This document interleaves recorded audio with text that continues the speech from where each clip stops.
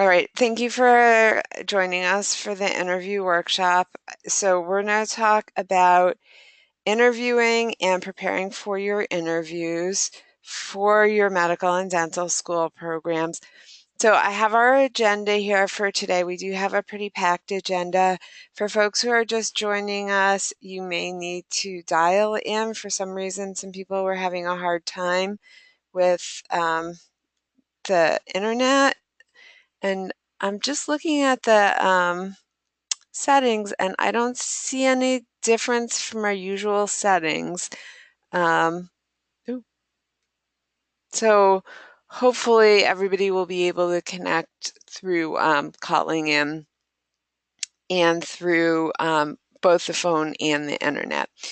So our agenda for today, we're going to talk a little bit about why schools are holding the interviews, how to prepare, the interview itself, um, multi-mini interviews, which are definitely a growing phenomenon, group interviews, which some schools are doing group interviews, in particular the DO programs do group interviews, and then follow up after the interview. So what do you want to do for following up with programs after you've finished your interview?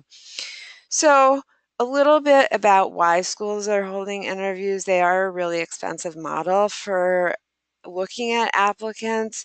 So why do they do it? It's expensive for you? Obviously, it's expensive for them as well. They have to bring faculty, students, admissions folks, doctors, really highly paid researchers all together, and it uses a lot of their time. It also uses a lot of their space.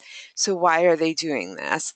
They're doing it to learn things about you that they can't read in your application. They're doing it to assess your core competencies. They're doing it to determine if you will be a good match for this school. It's important to realize that if they've invited you for an interview, they've already looked at the things that are objective. So they've looked at your GPA and your entrance exam score, whether that's MCAT, DAT, OAT, GRE, and they've decided, looking at those metrics, that they feel pretty confident about you in terms of academics. So they're not necessarily bringing you in to decide if you can be academically successful. They're feeling pretty confident about your academics. So an interview for you, you may be going in thinking this is an interview for medical school, for dental school. For them, most of the time, or for a big part of the interview, they're really interviewing you to see, should this person be a doctor? And that's a little bit of a distinction, right? Because 97% of all candidates who start in medical and dental programs will graduate. So this is sort of the point where they screen to see, should this person really be out there practicing medicine? And that's what they're looking for. They want to assess maturity, compassion, interpersonal skills, your ability to work with a team, to lead a team, diligence, resilience. So they're looking at those soft skills that they can't necessarily assess from reading over the application.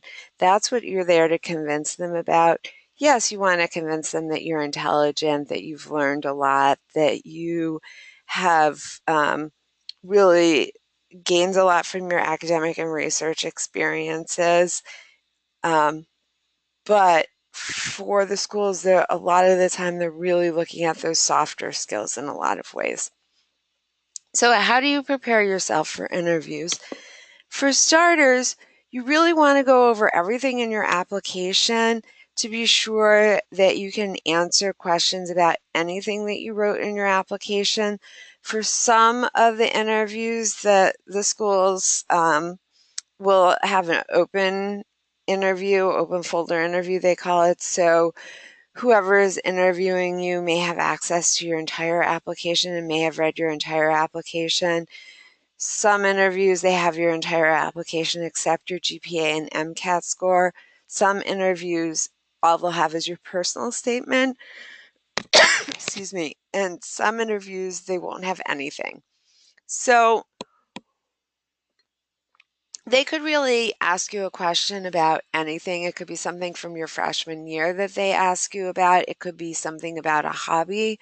I've heard a lot of people say that they got to an interview and they put on their application that they run marathons, and it just turns out whoever's interviewing them is training for their first marathon, and they talk a lot about running. It could be, though, that maybe you did Peer Health Exchange your freshman year, and whoever is interviewing you happens to be on the board for that. So they may be really interested in your opinion, having taught in the program. So you never know what that thing will be.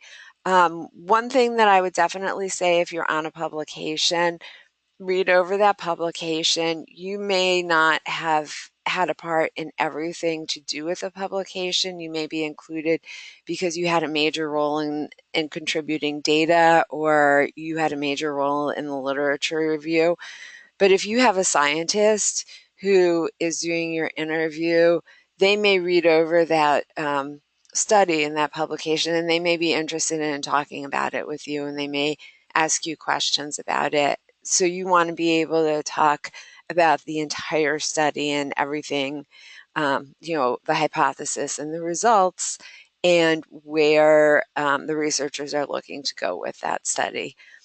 Don't assume, though, that they'll have access to your application. You really want to make sure to be able to articulate your strengths, have a few stories and examples ready, and I would say, think about maybe 5 or 6 stories that are things that kind of relate to a lot of different things. So think about something from your research. Think about a patient care story, something that you saw a physician do, that's something that you feel like, when I'm a physician, I want to emulate this. Think about something in community service that was kind of an aha moment for you, where you were like, oh, well, this really changes the way I think about underserved populations, or really changes the way that I think about a group of people who are different from me. So that when you get a question, you don't have sort of that gerbil wheel spinning, like, oh, what's an example I can use? You can pull from your bank of examples and sort of modify those stories to fit the question that you're being asked. But you want to sort of already have some core stories that kind of showcase your experiences in a way that you want to highlight your experiences.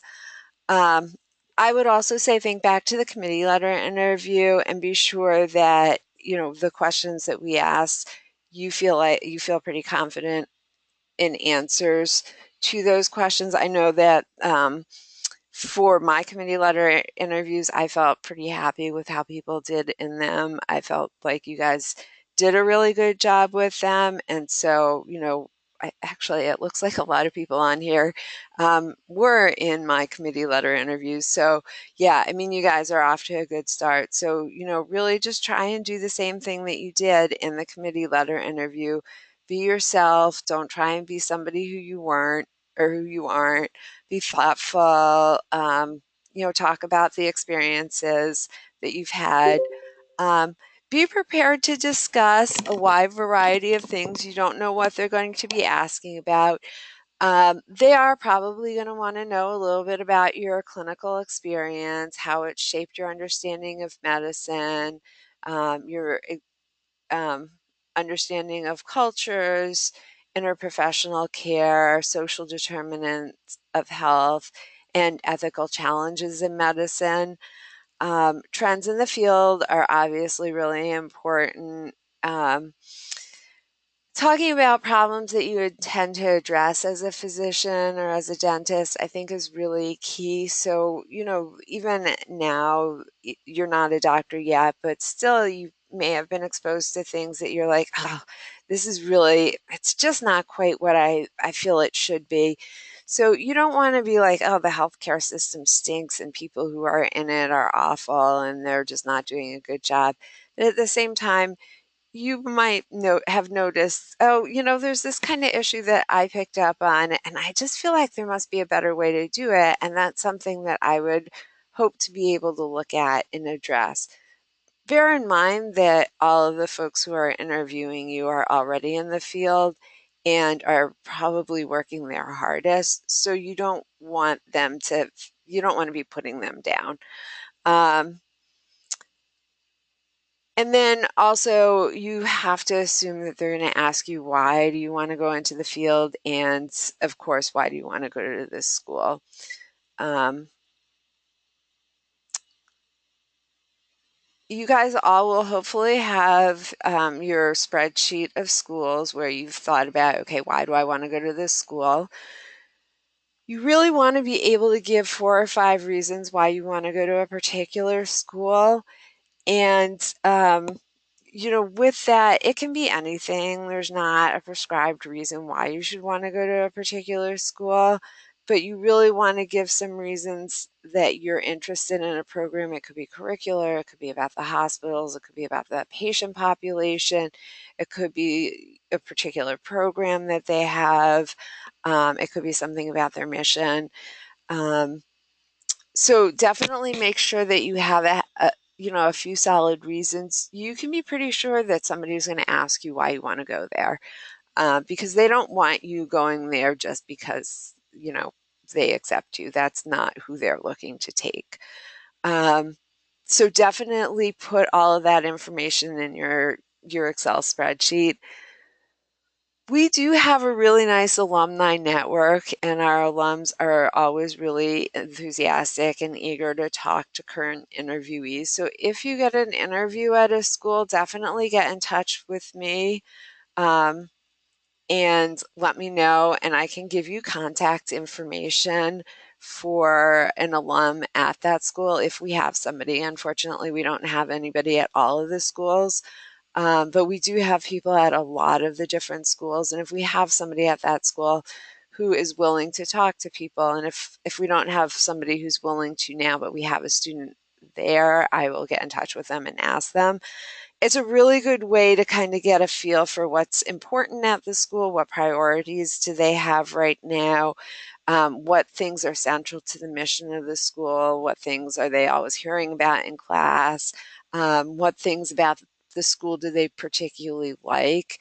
So, kind of if they're talking about, oh, I really love this in the curriculum, or oh, I've had this opportunity and that's great, and you can see how it matches up to an experience that you've had, then that's a really good thing to kind of put together and say, well, I know this is important to you, and it's something that is obviously meaningful to me.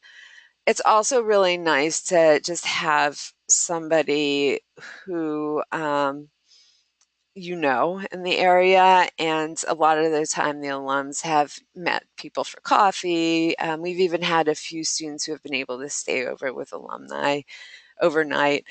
Um,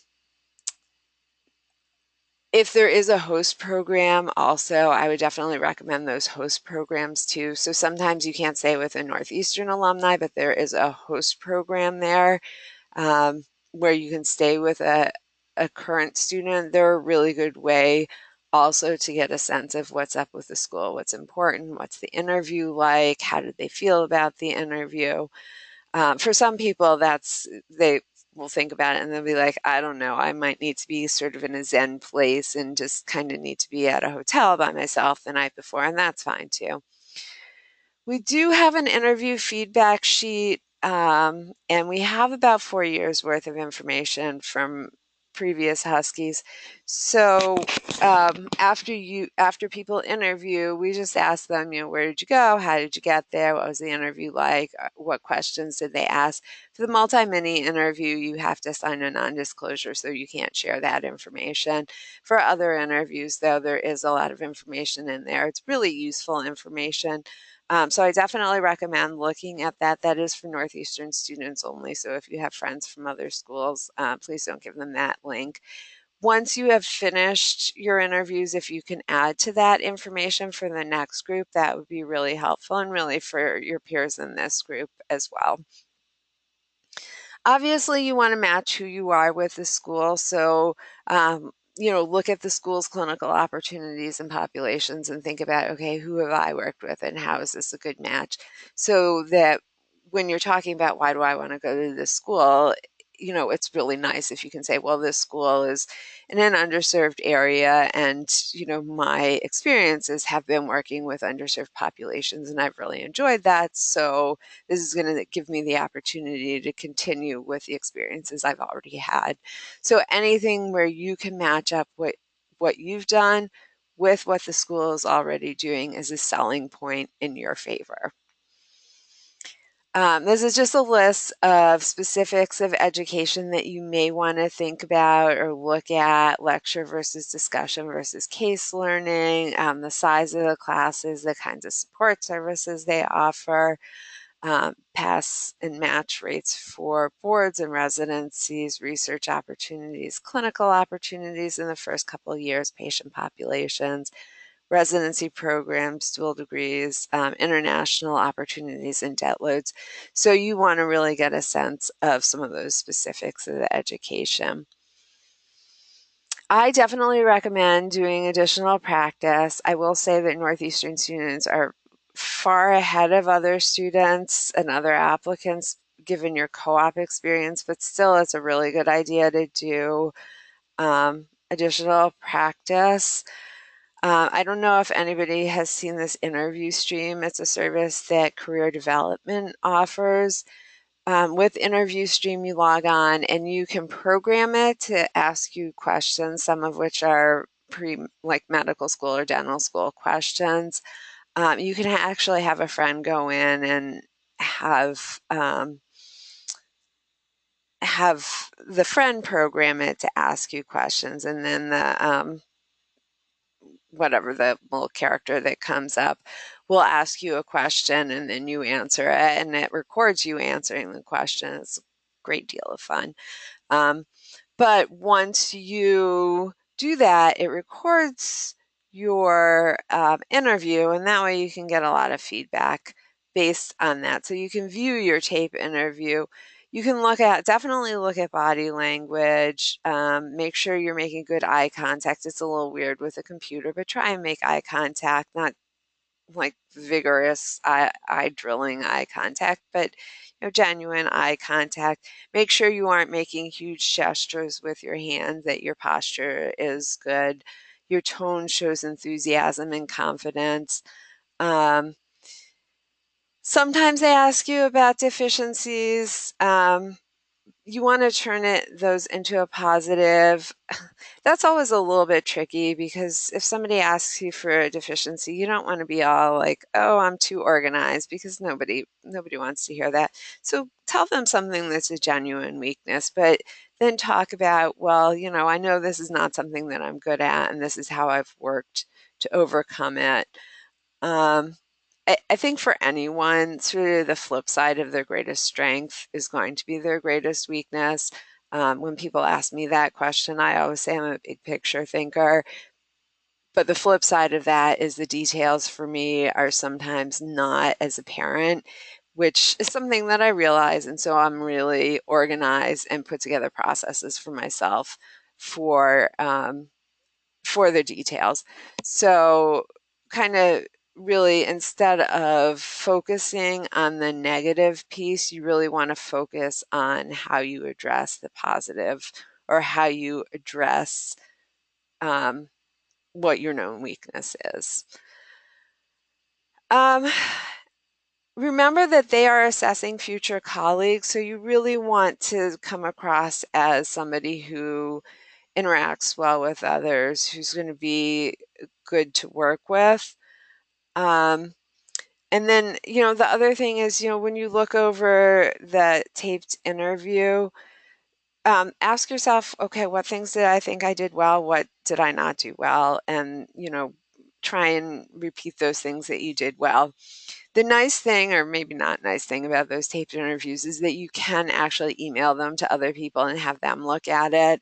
And then, they can give you feedback on it as well, which is also somewhat torturous, I know, and not a really fun thing to do, but it is really good for you.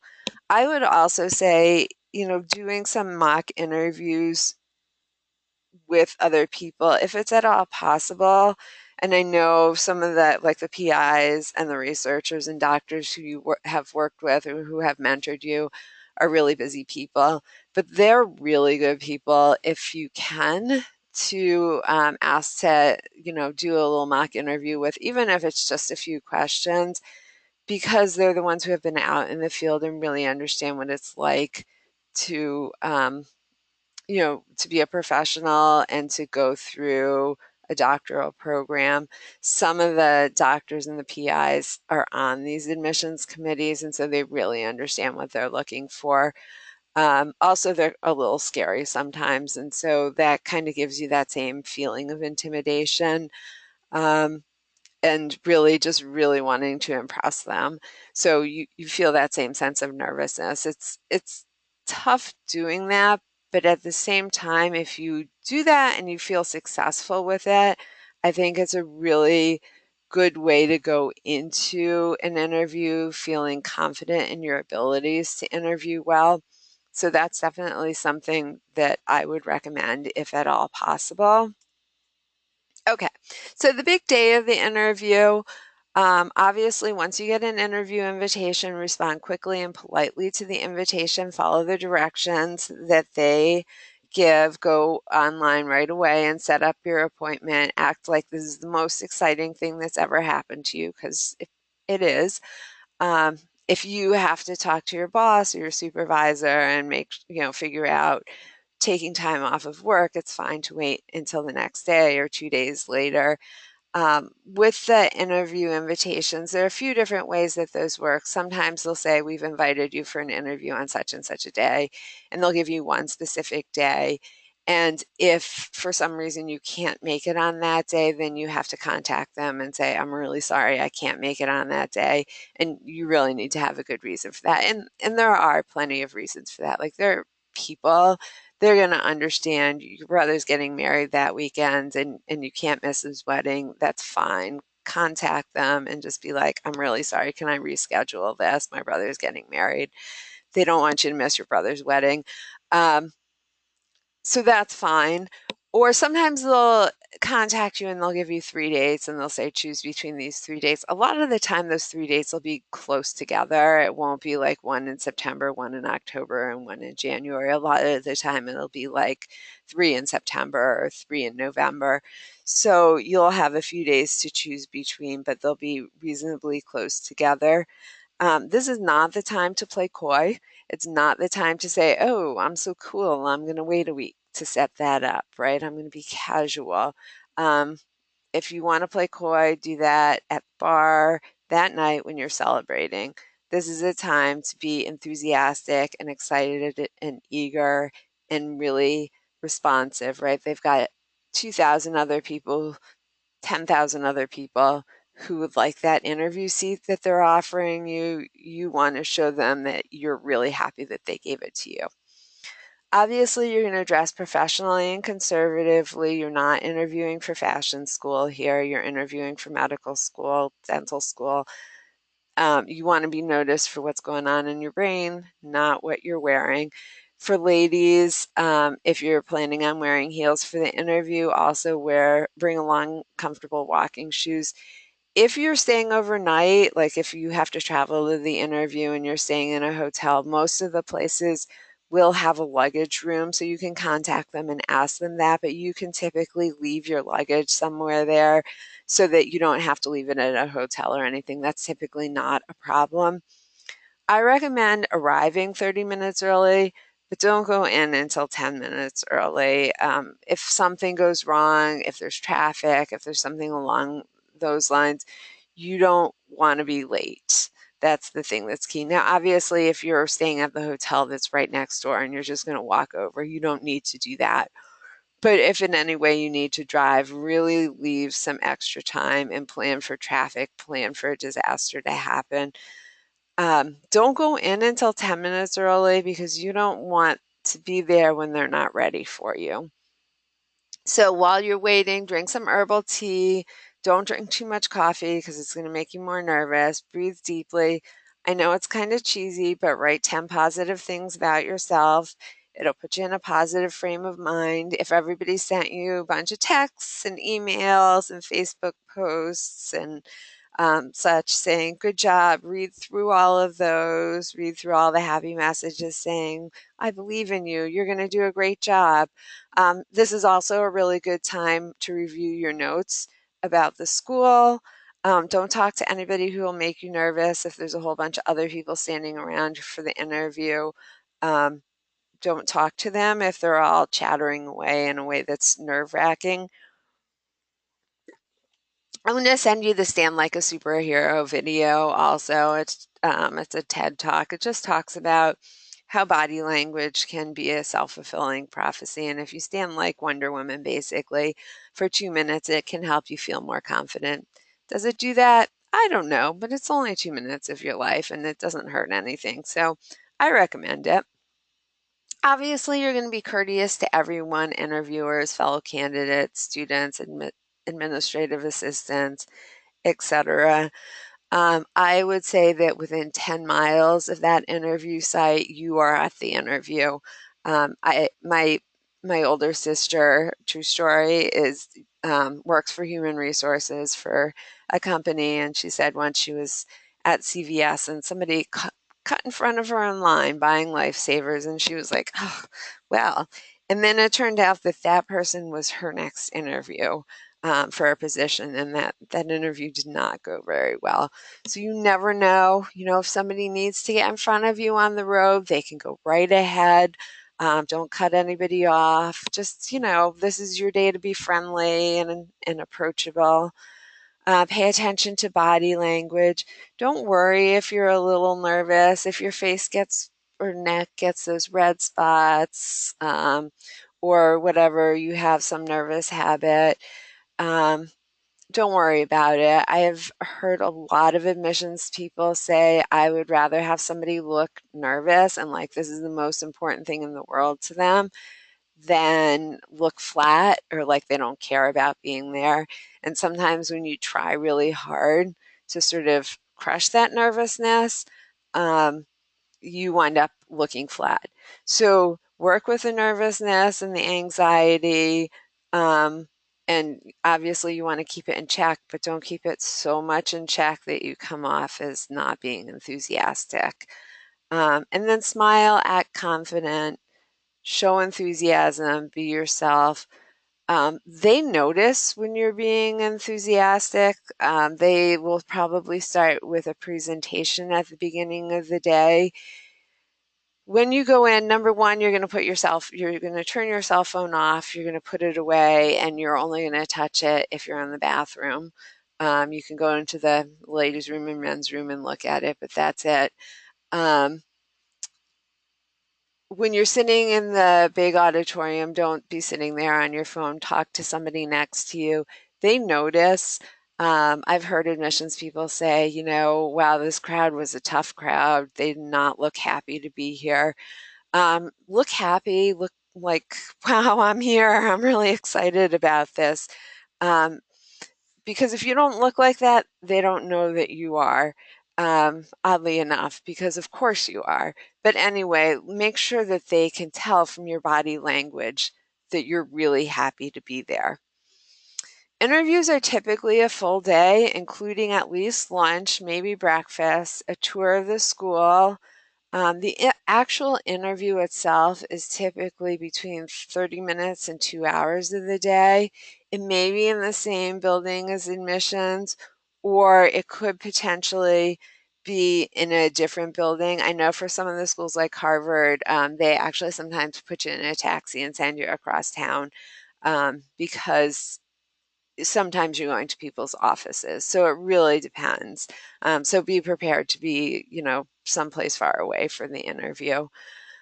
Um, with the big interview day, with the day, you're going to have a bunch of different presentations. They're going to be trying to sell you on the school, so expect that. Remember, this is a recruiting day for them, so they're going to be telling you about why the school is wonderful and why you should want to go there. Be prepared for that. Don't be surprised about that.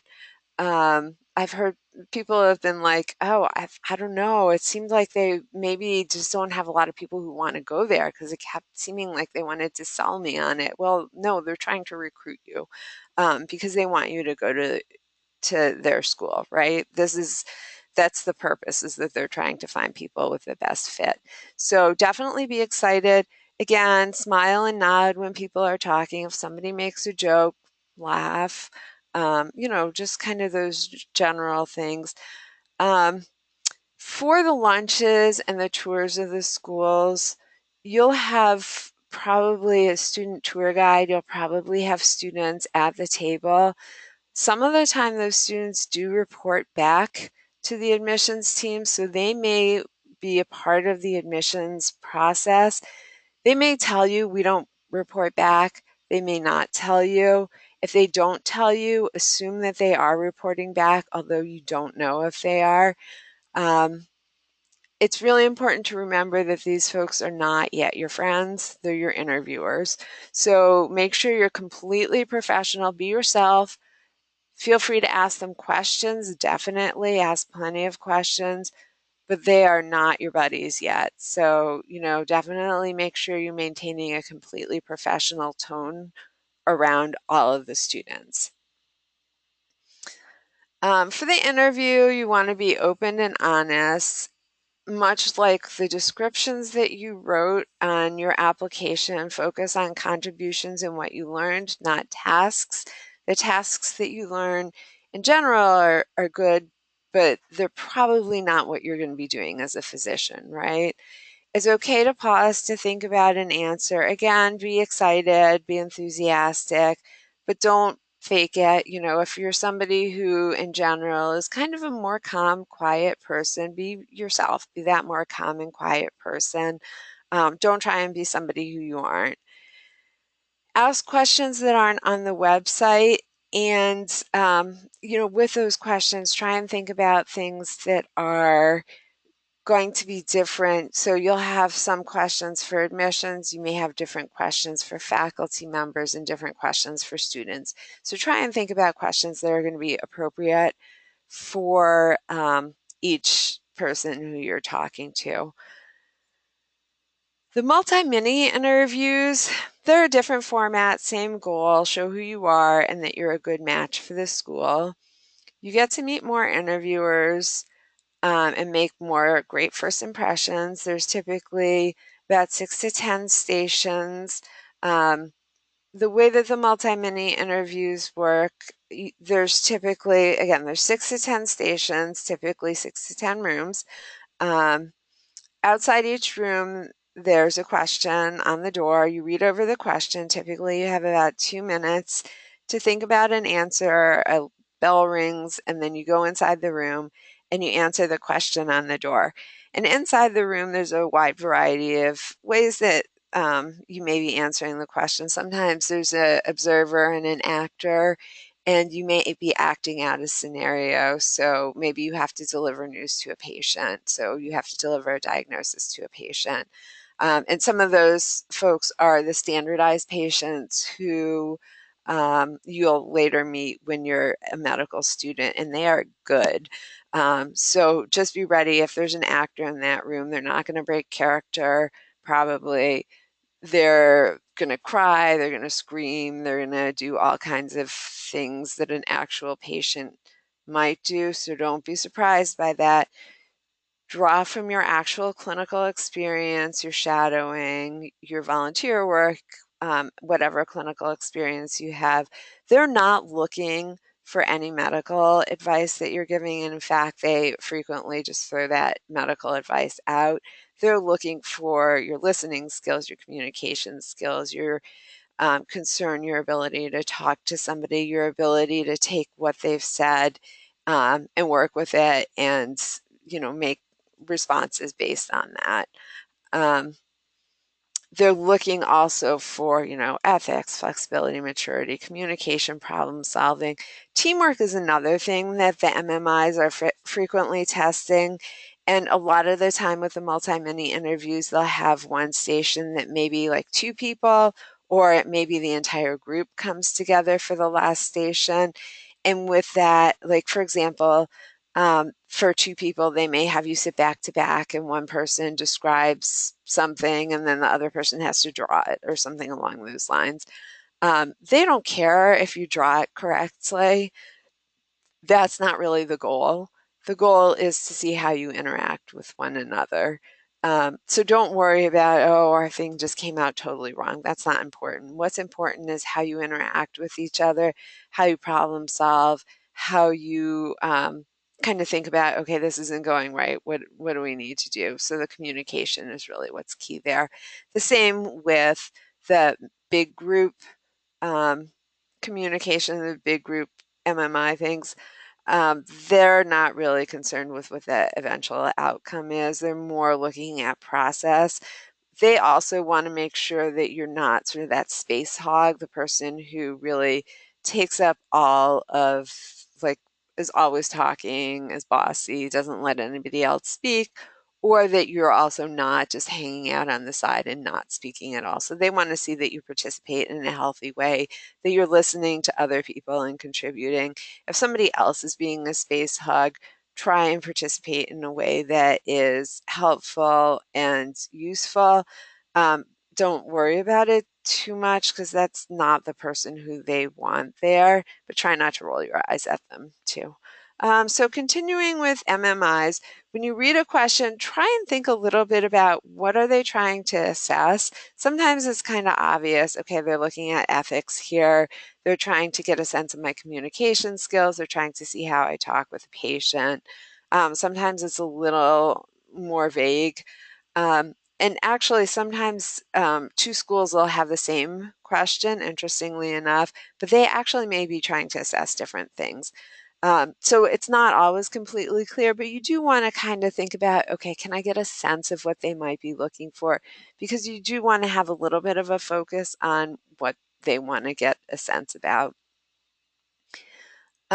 Remember, draw from your real world experience. That's a strength that you guys have over a lot of other students. So definitely you want to play on that strength. Read up on issues, read up on ethics, read up on healthcare systems. There's a lot going on right now with healthcare, so kind of read up a little bit about that. Be careful with politics, obviously, because you don't know what other people's opinions are. There typically isn't a right or a wrong answer.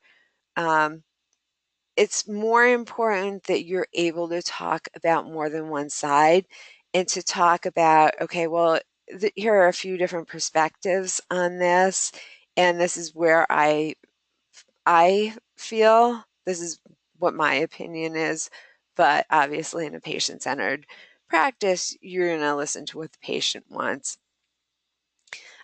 Another thing that's really important about multi-mini interviews is that once you have, once you leave the room, leave whatever happened there behind, move on to the next room. The way that multi-mini interviews are designed, and I will send you an article on this so you can read a little bit more about it, but they're designed to get better results through statistics.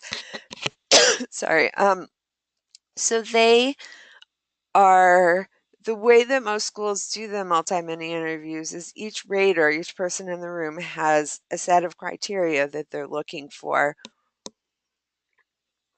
each applicant, and they're going to give you a score that's a number, 1 to 7 or whatever, based on how you met the criteria that they're looking for. At the end of the interview, they're going to add up all of those numbers, and that's your score for the multi-mini interview.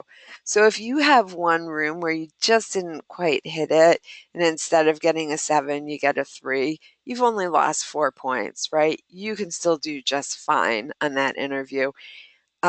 It kind of takes some of the uncertainty out because if you are doing 2 interviews, one with a faculty member and one with a student, and you don't hit it off with that faculty member, that can be a real problem.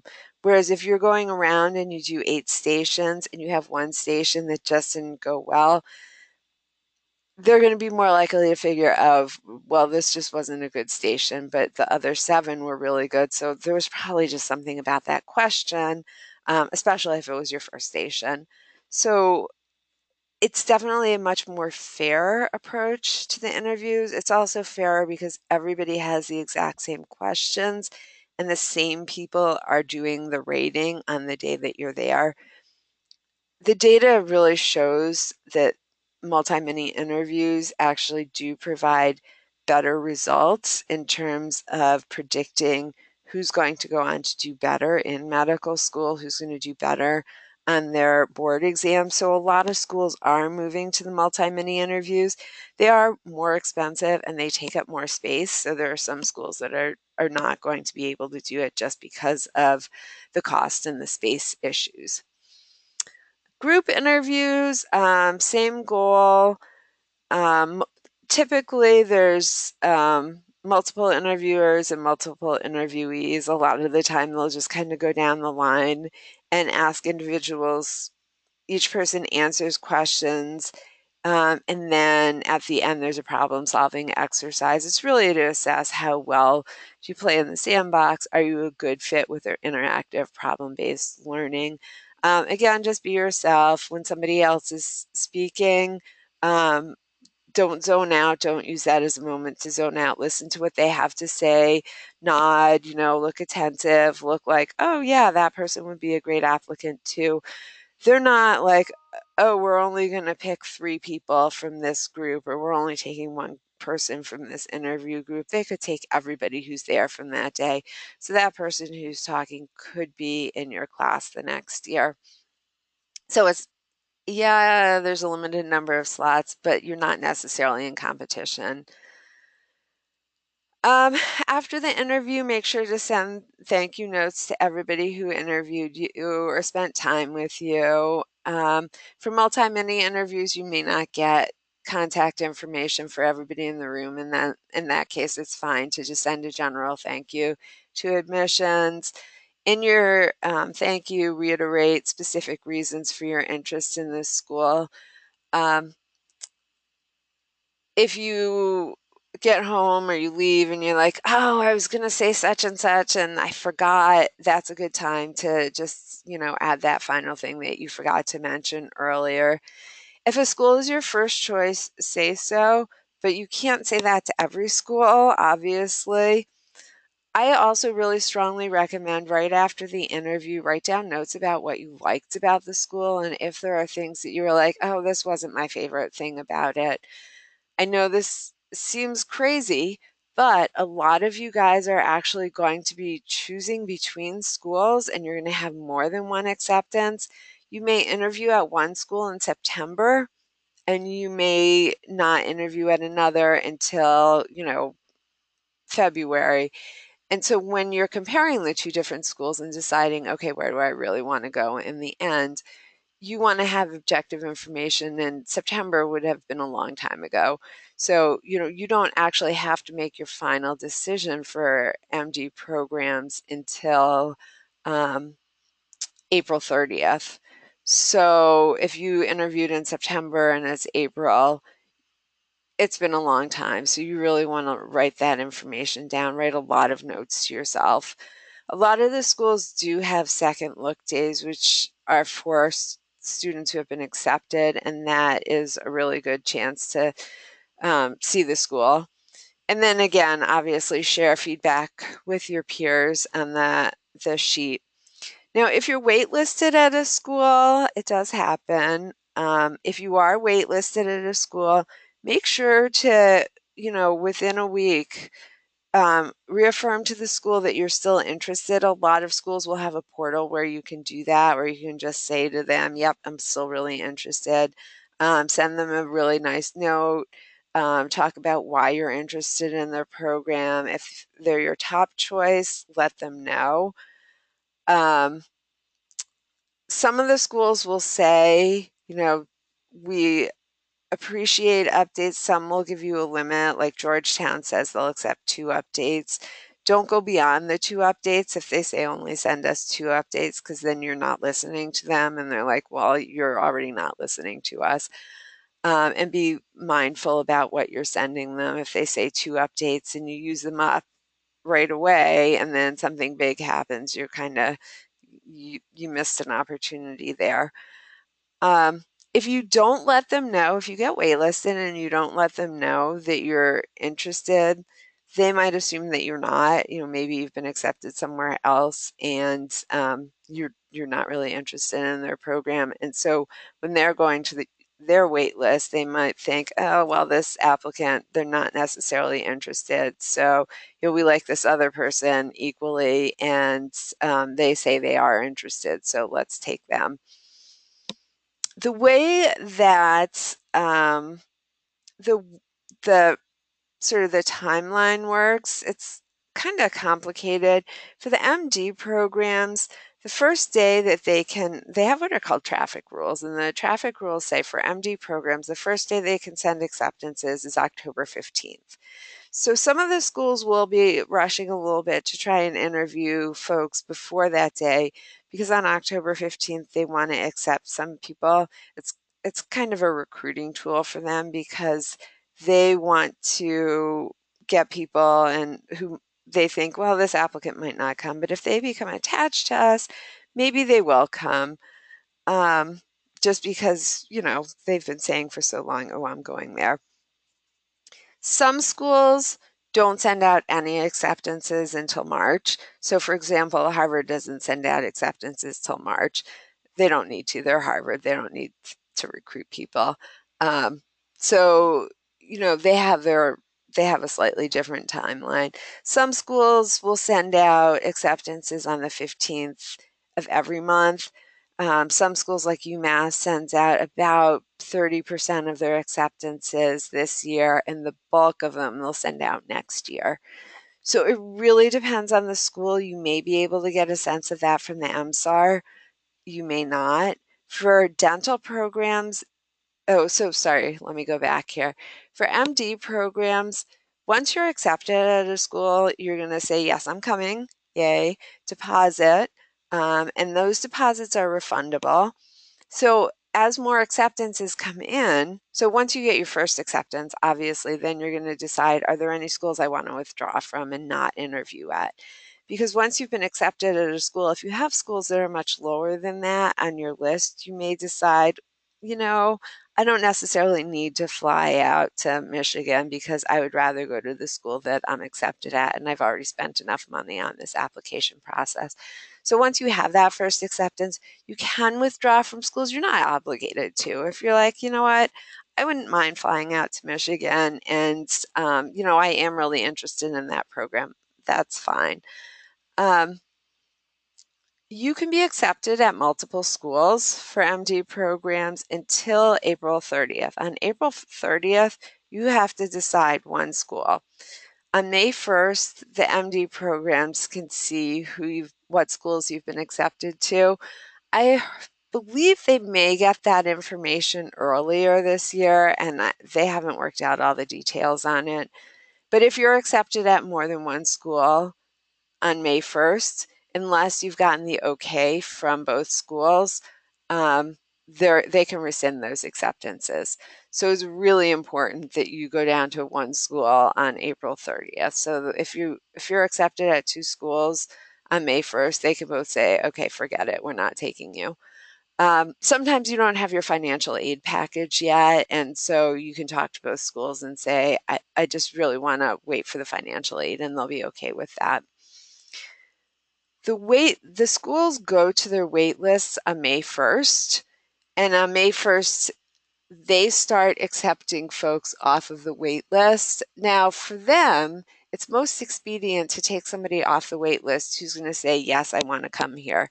And that's a little bit where this follow-up comes in, because if somebody has written a letter of intent and says, okay, I will definitely come there if you accept me, and they're looking at two applicants and they're like, well, this one says they're going to come, they may be more likely to accept you than somebody who they like equally, because it's going to be less work for them, right? So telling them, yes, you're my first choice school is useful for that. So when they go to the wait list, they accept people. You have 2 weeks to respond, and then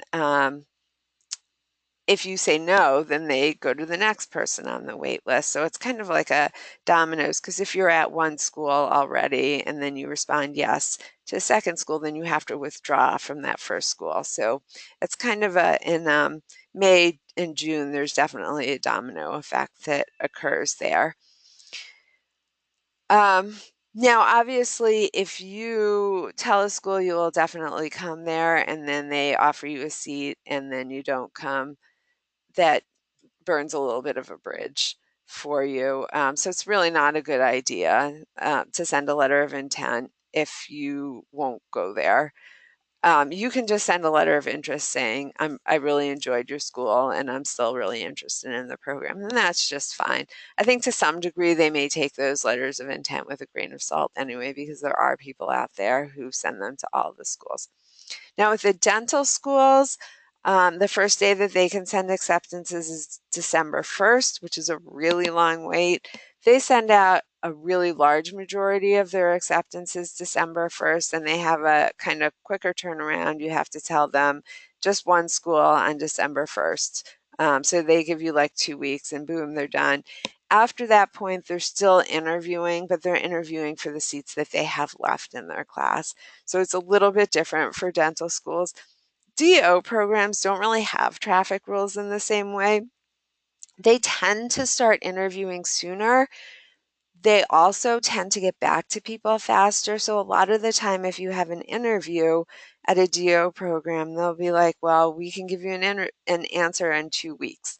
Um, on the one hand, that's really nice. On the other hand, it's a little tricky because the DO programs do require a rather large deposit. Often it's a couple $1,000s deposit if they accept you. So sometimes people are like, you know what, I think I'll wait a couple months to get that answer, because they don't want to have to deposit, because those deposits are not refundable usually. Um, so it can be a little bit different. Now, sometimes you interview at a school, it's kind of a top choice school, and you know, okay, if I get accepted here, I will withdraw my application from a lot of other schools, and that will prevent me from needing to maybe fly across the country, maybe from taking time off work. So it could save you a couple $1,000s. And even if you wind up going to a different school, it's worth it to you. So you kind of have to think about that as well. But just something to kind of be aware about with those DO programs. There's not a specific timeline. It is a little bit trickier in terms of timeline, and definitely feel free to talk to us if you have more specific questions. Just a few more things. I'm going to send you an article about professionalism. Professionalism is something that's really essential to convey when you're at your interview. A study that was done in about 2014, or it was published in 2000. No, sorry, it was published in 2004. Demonstrate that there is a statistically significant correlation between unprofessional behavior in medical school and winding up in front of a medical review board. So folks who wind up in front of a medical review board for licensure violations, who have been negligent, who have sexually assaulted patients, who have some sort of medical malpractice, there was some indication of issues when they were in medical school. So maybe their letters weren't as stellar. So there was the schools, looking back at their medical school record, were like, oh, look, well, there was this indication when they were in medical school, so this is not a surprise. So what they're trying to do is they're trying to prevent basically accepting people who will go on to have malpractice issues. And there are some sort of warning signs that they're looking for. So I'll send you the article. You guys can read it over. I know everybody likes data. But basically they're looking at maturity, integrity, professionalism, judgment. Those are kind of the things that they're really looking for in professionalism. Here's a few tips from advice from other applicants who have interviewed before you, and I will send this as well. I'll send the entire PowerPoint. And then just one last slide here. A note on awkward or inappropriate questions is very rare, but every now and then you may be asked an inappropriate question. It just typically it comes from like an older interviewer who doesn't realize we don't ask questions like this anymore. You have a few options on how to handle that in the moment. You can possibly answer vaguely. You can ask for clarification. You can say, my private views aren't really relevant in a patient-centered practice. What's really important is that the medical schools and dental schools really don't want these questions being asked. So if you get a question in an interview and you're like, that just did not feel right, contact us, either myself or Dr. Bagley.